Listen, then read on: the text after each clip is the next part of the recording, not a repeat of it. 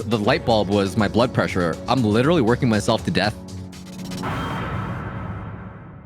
But I do remember that you talked about a really dark time in your life. I'm not sure if you opened up about this on your, channels or anything like that. How are you doing now, first and foremost? I'm doing great. I really focused on my mental health in the last few years. I gained a lot of weight because of the lockdowns and just working way too much. I was sleeping 3 hours a day, and there's just so much going on that I didn't realize it was catching up to me. So someone actually rear-ended my McLaren, and it was this old lady. She rear-ends my car, and as soon as she sees the door swing up, "You're speeding!" She was just freaked out. It's like, well, if I was speeding, you wouldn't have rear-ended me. But I was like, that didn't matter to me. I was like, are you okay? Blah, blah, blah, all these things. Paramedics came to check her out to make sure she was fine. I felt pretty relaxed. And I was like, you know what? It's the end of September, and I'm going to have to winter store my car anyways. And by the time I am able to drive it in the springtime, it's going to be taken care of by the insurance. So I'm not really concerned about that. I'm really easygoing in life like that. I wasn't stressed out. But the paramedics took my blood pressure, and it was like 130 over 110, which is kind of like in the yellow red zone of you're at risk of heart disease and whatnot. So I was like, oh, that's weird. Maybe, and the paramedics were trying to justify it. Maybe you're a little hot. Maybe you're stressed out from the accident. I was like, no, not really. I feel like I'm pretty relaxed right now. So I didn't really think much of it. Next month, I get my blood work done again. Same thing, 130 over 110. It was a little bit higher than that. I don't remember the exact numbers, but the nurse was like, oh, you must have had coffee. You must be stressed. And I was like, no, I just woke up from my sleep and I didn't have any caffeine yet. So that's when I really started to realize I was literally working myself to death. I was sleeping 3 hours a day. I was so focused on just creating the best content that I possibly could. And I wasn't taking care of my health because, oh, I don't have time to cook anything healthy. I have to buy takeout. I don't have time to sleep. I have all of these team members behind me. If I stop working, everything's gonna crumble. I need to just keep working, keep producing. Don't get me wrong, I love producing it, but I didn't have a good work-life balance. It was so bad to the point where when I started exercising again, I'm not even shitting you, I would do a 10-minute walk and my abs would be sore for the whole day. That's how out of shape I was. Man. My abs couldn't even stabilize me walking normally because I didn't need to walk. I'd wake up from bed, get to my computer, maybe go to the washroom, and that's it. So that was your life for how long? So every day, basically 7 days a week, just straight up. 7 days a week, probably 364 days of the year. Wow. I was sleeping 3 to 4 hours with a few naps in between. God, man. I mean, I had my own time like that, period like that, but even at its worst, it wasn't that much, it wasn't that much.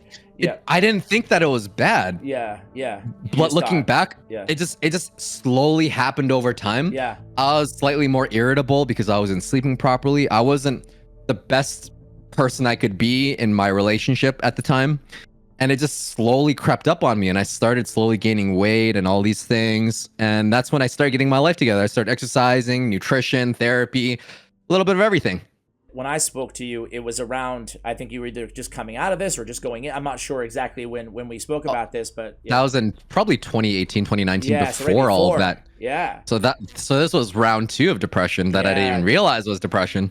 So round 1 of depression, again, going back to the time that you couldn't, like you were just, I think I might have asked you why you weren't making content as much or something. I forgot what it was or what, but so what was going on there? Like how, in bed all day and stuff like that and just not getting out and not talking to people. I remember we both shared this about like getting a little social anxiety, just leaving your house and having a normal conversation with somebody, like a super simple one.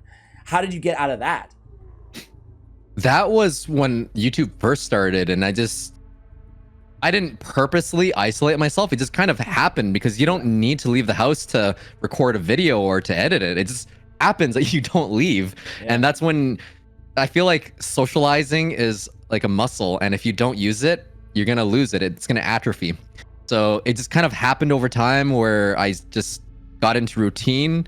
And then at that time, that was burnout, where I couldn't even get out of bed to make a video. Like as soon as I sit on the desk, I could pump it out. I love recording, but the act of getting up and out of bed, that was the struggle. That was when a few close moderators kind of knew I was up. They're like, hey, what's up? You're not something wrong? Your thumbnails look like they're lazy. You're not posting as often. And I was like, oh shit, how did you know? Yeah. You mentioned, especially on like the second wave just now, how you were able to overcome this, right? And you feel great now, and that's just amazing. For folks at home, right, who obviously this is not something that just you dealt with or just I dealt with in the past. It's something that, especially coming out of COVID, especially with a lot of people working from home and everything else, right? You know, it could go on and on.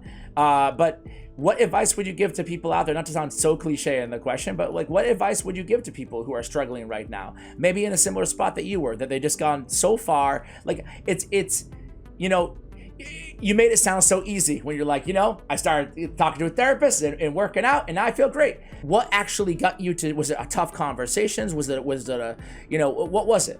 How do you start? The breaking point for me was that I'm 0 to 100. I used to smoke a pack a day, and I decided one day that, you know what, I'm not going to smoke anymore. So I just quit cold turkey. That's my personality. So with this, it was the light bulb was my blood pressure. I'm literally working myself to death. I need to change this now. What's the point of working so much and just not really living life? Yeah. So I just needed a better work-life balance.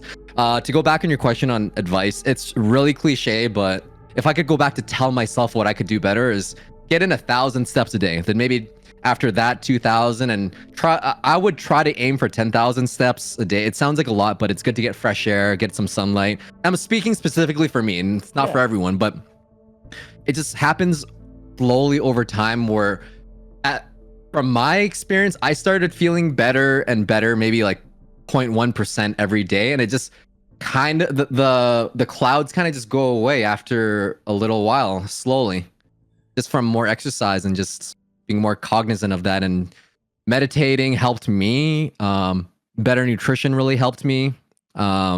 We don't know what the gut biome does yet, but there's preliminary evidence that your gut biome does link to how it affects your brain in certain ways. Great. I wish there was like a concrete answer, like you got to do this and this, but the only things that really helped me was that I just didn't eat well and I didn't exercise well. And everyone's like, oh, just exercise if you're depressed. It's like, no, that's a start to one of many things that you can do. Yeah.